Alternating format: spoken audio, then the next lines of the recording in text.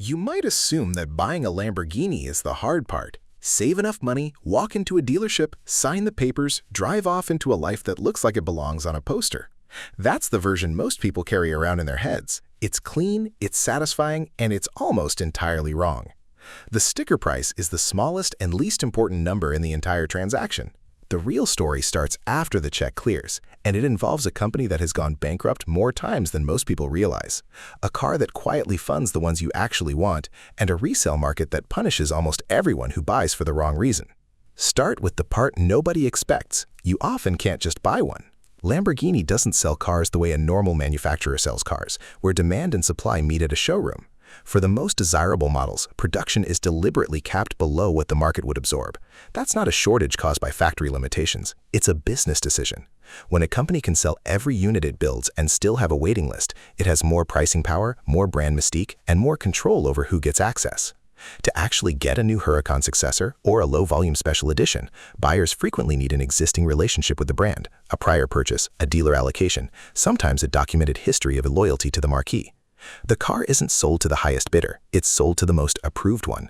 That single fact quietly explains almost everything strange that happens to prices later. Because here's what that scarcity creates: a gap between what Lamborghini charges and what the market is willing to pay.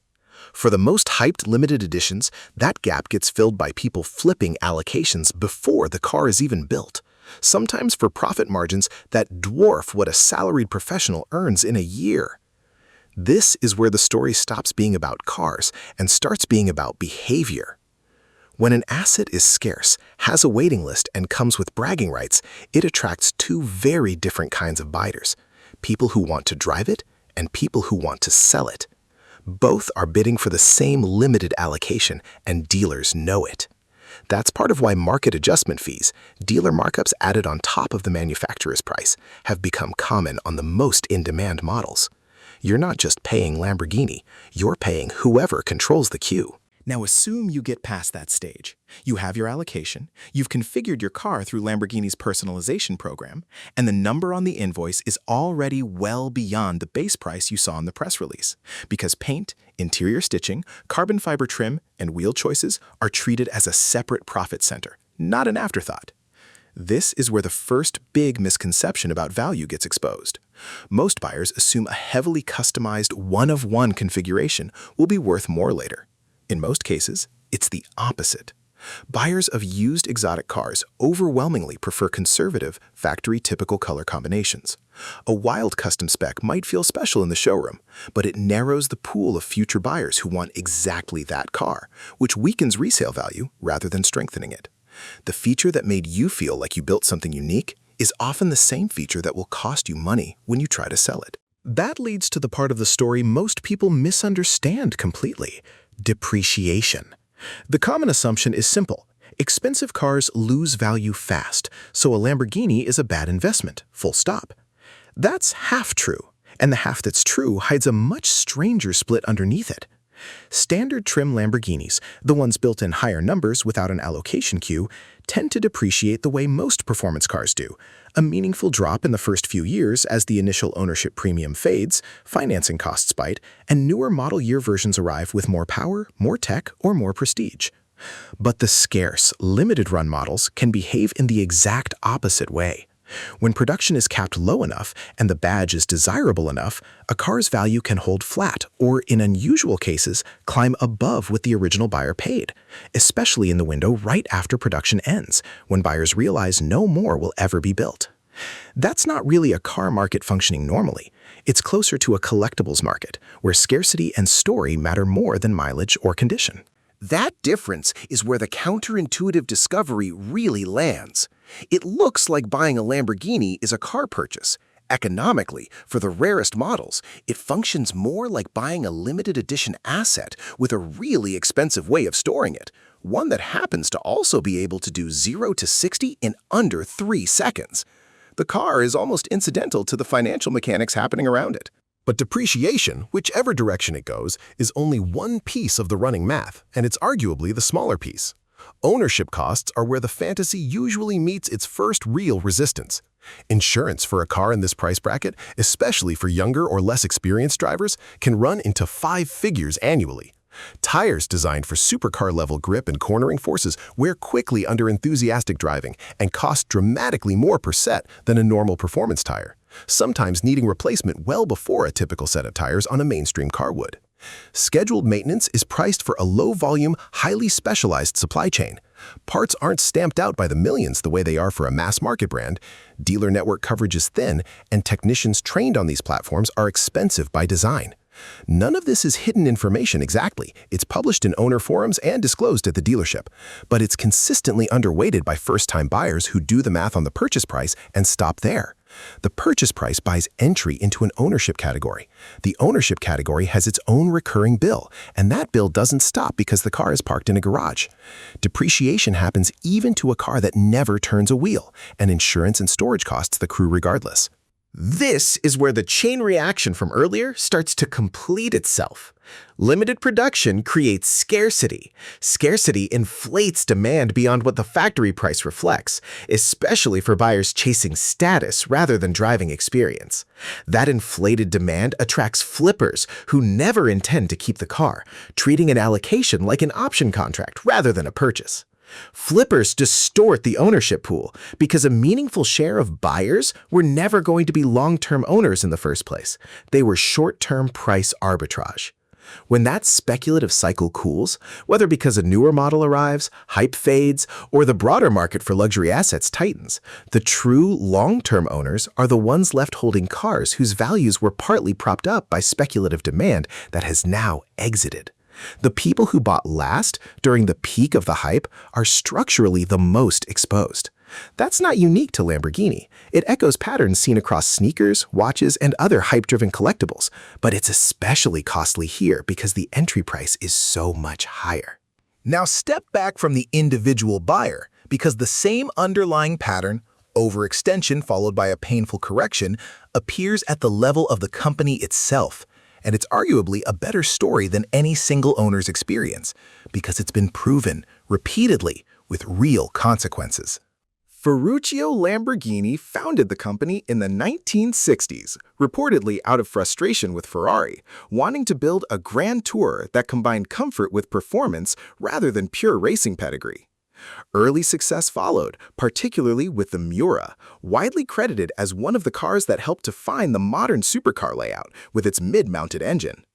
But the company's financial footing was fragile almost from the start, and the 1970s were brutal to it. A global oil crisis crushed demand for thirsty performance cars right when Lamborghini needed steady sales to fund its ambitions. And by 1978, the company filed for bankruptcy. That wasn't a one-time stumble. Ownership changed hands repeatedly over the following 2 decades, through receivership, through a period under Chrysler's ownership in the late 1980s, and later under Indonesian investment group Megatech in the 1990s, with the brand's engineering brilliance consistently outpacing its financial stability. The pattern each time was strikingly similar to what happens to an overextended individual buyer: a period of expansion and confidence, followed by external pressure the business hadn't planned for, followed by a forced reckoning that stripped away whoever had been running things. The turning point that actually stabilized the company came in 1998 when Volkswagen Group, through Audi, acquired Lamborghini. That acquisition mattered less for the capital itself and more for what it revealed about who Lamborghini's real customer had become. It wasn't just the person buying the car, it was the parent conglomerate that needed a halo brand, a name so extreme, so aspirational, that it could lend a shine of desirability and engineering credibility to an entire corporate portfolio that also includes far more ordinary vehicles. Lamborghini, under that structure, doesn't only need to be profitable on its own, it needs to make the rest of the Volkswagen Group look better by association. That's the piece most buyers never think about. The product they're purchasing is partly a marketing instrument for a business empire that extends far beyond anything with a raging bull on the hood. And that reframing points directly at the most overlooked part of the entire system. The car that actually keeps modern Lamborghini financially healthy isn't a supercar at all. It's the Urus, the brand's SUV, launched in the late 2010s. The Urus sells in far higher volumes than any of Lamborghini's 2-seat supercars because SUVs appeal to a dramatically larger buyer pool. People who want the badge, the performance, and the exclusivity, but who also need a vehicle they can actually use daily with back seats and cargo space.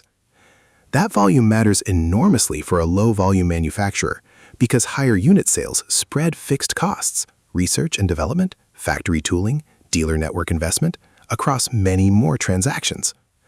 Reports following the Urus's launch pointed to it roughly doubling the company's total sales volume within a few years, becoming the single largest contributor to Lamborghini's overall revenue and profitability.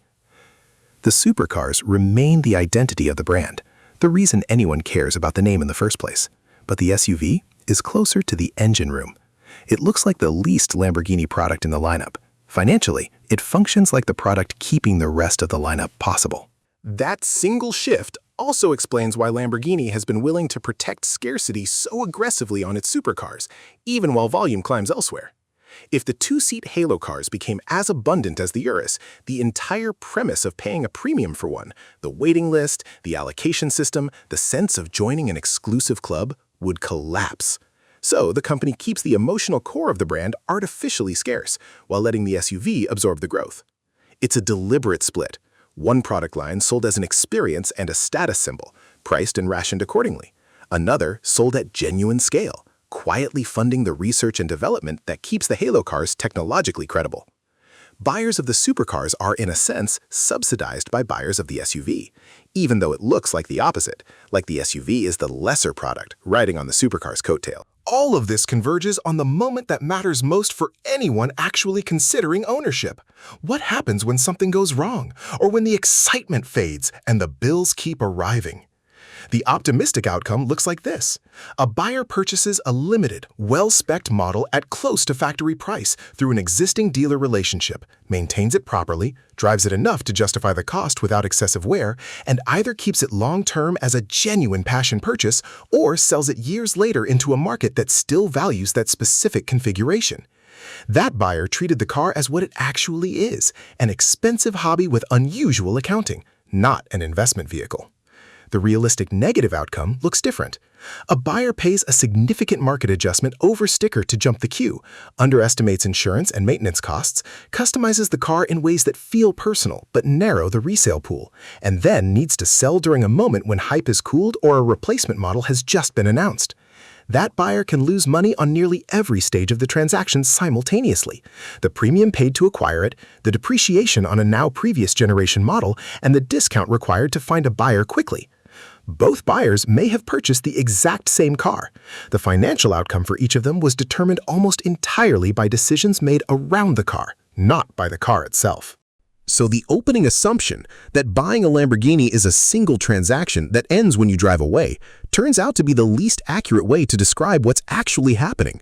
The purchase is the entry point into a layered system, an allocation economy that decides who even gets to buy, a customization program that quietly reshapes resale value, a depreciation curve that splits into two opposite outcomes depending on scarcity, a running cost structure that rivals the purchase price over time, and a parent company that built the entire brand around being a halo asset rather than a standalone car business, kept solvent in no small part by an SUV that most people don't associate with the name at all.